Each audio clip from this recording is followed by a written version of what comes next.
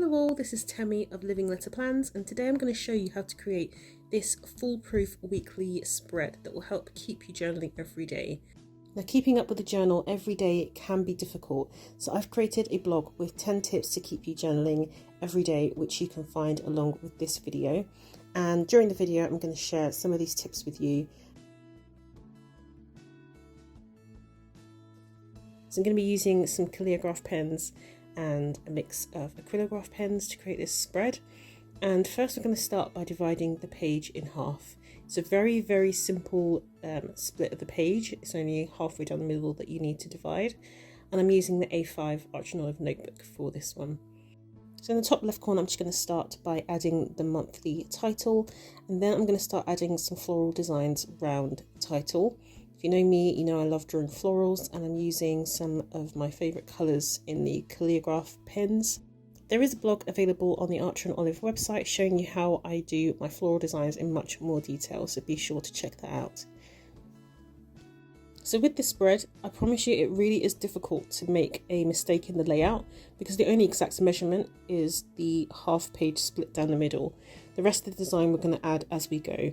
The idea is it's going to look like post-it notes that are stuck across your page to represent each day, and if they're different sizes, that's fine. Next, you're going to pick one of the colours from the floral design to use as the colour for your titles for each day of the week, and dot them around the page like so.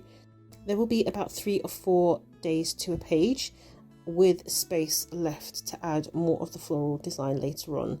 So in the first half I'm going to add 1 day with space for the floral designs at the bottom, and then you're just going to alternate the days that you're placing and where the title's going to be, and then you're going to repeat your floral design in some of the spaces available. So I'm going to start adding some more flowers to the bottom left of my page. So the main reason why I split my week across 2 pages is to keep things manageable, and that's my first tip for you, is to make sure that the amount you're journaling each day is manageable.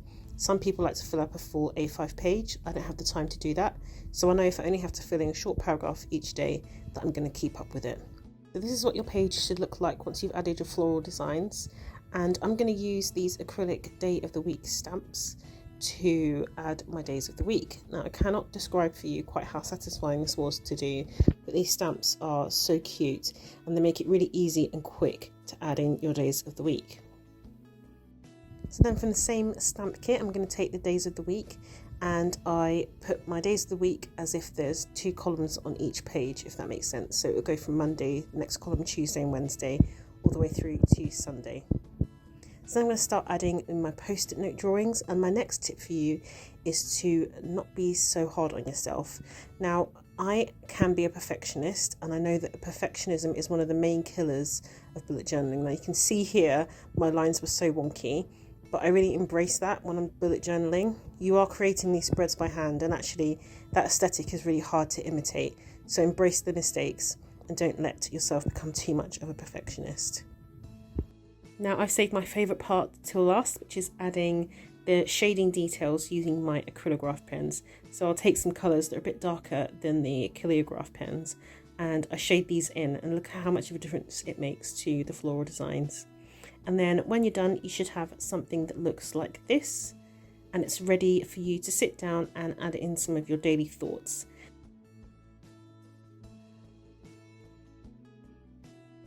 So something else that I do to help me keep up with journaling every day is to make it part of my routine.